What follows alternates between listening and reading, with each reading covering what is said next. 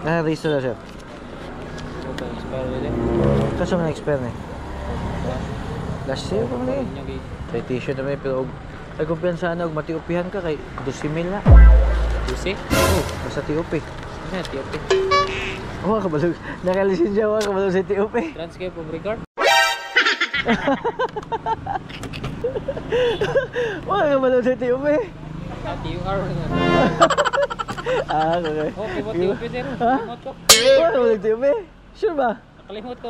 May kanig seminar. Sa LTO. Oo. Ang kuhan po, daring turas po.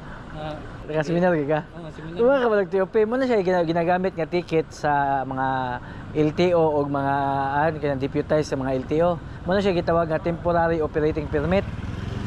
Kung example, madakpan ka na, mo na ihatag sa imo magamit nimo. Example, naka-lisensya.